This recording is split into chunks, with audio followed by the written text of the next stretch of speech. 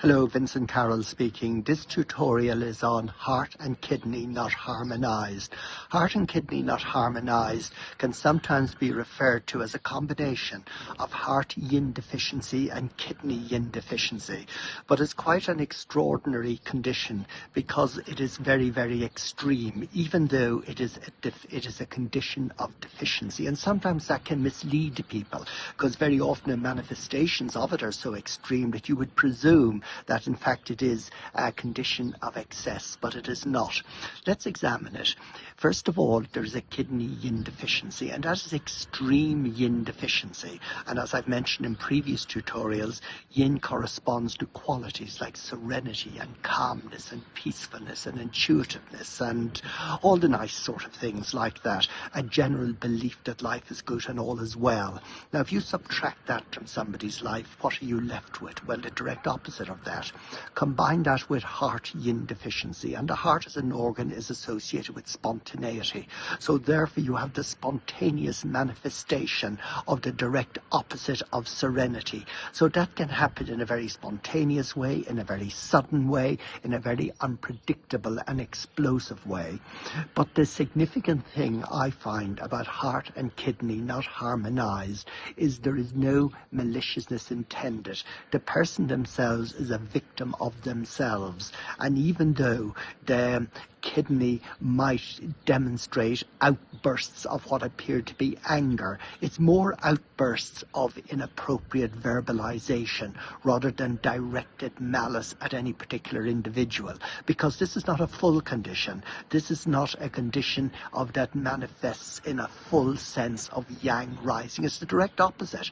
It is a yin deficiency. It is a deficiency of yin, and therefore a deficiency of serenity and calmness and peacefulness, and the person therefore goes through the motions of anger and of movement and of chaos and of everything that's inappropriate, especially regarding verbalization, but without any particular malice intended. Now, that's no good to somebody at the receiving end of all of that, obviously, and very often the person whose heart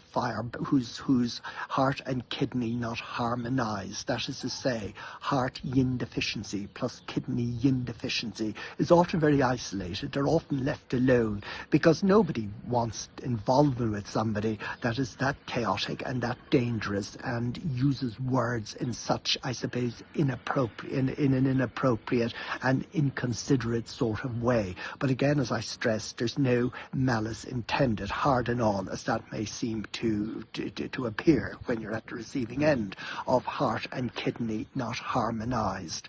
What's the solution to heart and kidney not harmonized? Well, you must tonify heart and you must tonify kidney yin. And this is because it is, of course, a condition of deficiency and not excess. So therefore, points like heart 8 have no role in heart and kidney not harmonized. Instead, you have to tonify heart blood to bring about heart yin and heart serenity. Maybe heart 6, but I find heart 7 as a source point more than adequately covers for heart 6, and that's only my own experience. You would have to, of course, do Ren 4 to try to settle yin. Pericardium 6, or more likely than not, pericardium 7 would have to be offered as well. But kidney 1 bilaterally are the main points that I find that you should use. In the off chance that you might have a difficulty doing kidney 1, because of course the heart fire, the heart and kidney not harmonized individual is highly suspicious of anything you would do, tends to be highly critical, that getting a needle into kidney 1 might be an achievement, and you might have to, I suppose, compromise and settle for a kidney 3. But a kidney 1 would be a much better point. I often find when heart and kidney not harmonized people come to you that initially, for their first visit or even 2 visits, they are absolutely on your side. But in effect, what they're doing is they're recruiting you into their perception of what happened to them. In other words, they expect you to to take sides, to join their bandwagon, if you like.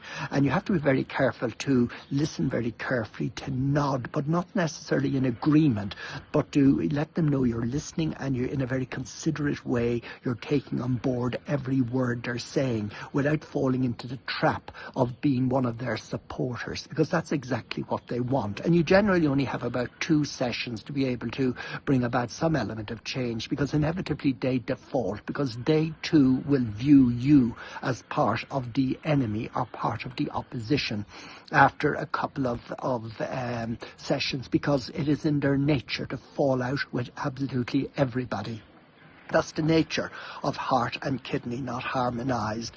So in the first and second session, they're very valuable sessions because they're probably your only opportunity to bring about some element of change. So listening is a very important part of the therapy in order to get the person settled and on side, and to respectfully let them know that yes, you are interested in what they have to say, that yes, you do have an open mind and you are respectful of whatever they might be saying to you. Now, privately, you may pass your own judgment based on your own clinical and therapeutic skills as to the veracity of what they're actually saying to you.